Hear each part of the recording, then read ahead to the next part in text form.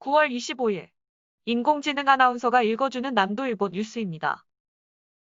제10회 세계 인권도시 포럼이 오는 10월 7일부터 10일까지 기업과 공동체 인권 도시의 미래를 주제로 광주 김대중 컨벤션 센터에서 열립니다. 현장 청중 없이 아리랑 TV 녹화 방송, 유튜브 생중계로 실황을 전하기로 했습니다. 이번 포럼은 UN 인권 최고대표사무소와 유네스코 본부가 공동 주최기관으로 참여했습니다. 미첼 바첼레트 UN 인권 최고대표, 오드레 아줄레 유네스코 사무총장이 기조 발제하고 에밀리아 사이즈 세계지방정부연합 사무총장, 마커스 페니히 도빌리른베르크 시장 등 해외 도시 시장 14명이 온라인으로 참여합니다. 국내 32개, 해외 11개 협력기관이 참여해 공식 행사를 비롯 각종 회의와 연계 행사 등 7개 분야 35개 프로그램을 운영합니다. 건강보험심사평가원이 지난 21일 치매 극복의 날을 맞아 발표한 치매, 경도인지장애 진료 현황 분석 결과 지난해 국내 치매 수진자 수가 10년 전에 비해 4배 증가한 것으로 나타났습니다. 급속한 인구 고령화에 따른 노인 인구 증가로 치매, 경도인지장애 수진자 수가 급격히 늘어 노인 10명당 1명꼴로 치매를 앓고 있는 것으로 조사됐습니다. 치매 환자가 급증하면서 입원 환자와 진료비, 약제비 등도 덩달아 증가하는 등 치매에 따른 사회적 비용도 갈수록 커지고 있는 것으로 나타났습니다. 내년 6월이면 포화 상태가 예측되는 광주광역 위생매립장으로 인해 쓰레기 대란이 우려됩니다.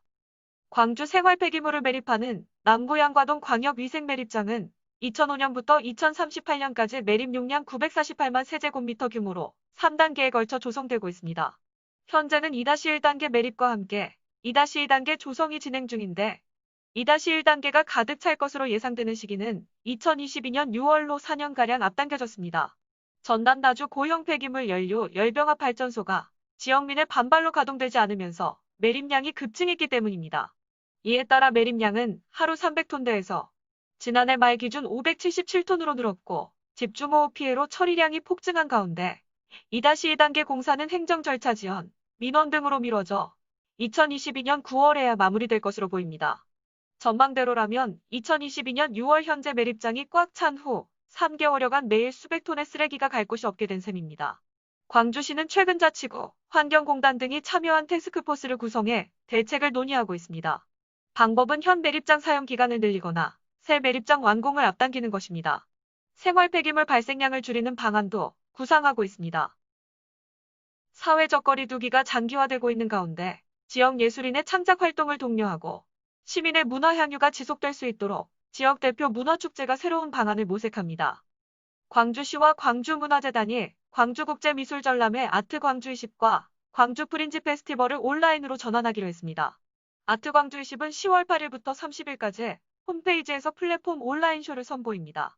올해의 주제는 광주와 함께 꾸는 꿈이고 갤러리 플랫폼, 개인작가 플랫폼, 주제전 샵 다네커 페스티벌 등 4개의 섹션으로 나눠 진행됩니다. 광주 대표 거리 공연 예술 축제인 광주 프린지 페스티벌 역시 공식 유튜브 채널을 통해 선보입니다. 공모를 통해 선정된 60여 개의 예술단체의 공연을 오는 25일부터 주말마다 볼 수 있습니다. 이상 인공지능 아나운서가 읽어주는 남도일보 뉴스였습니다. 다음 주 월요일 다시 찾아뵙겠습니다.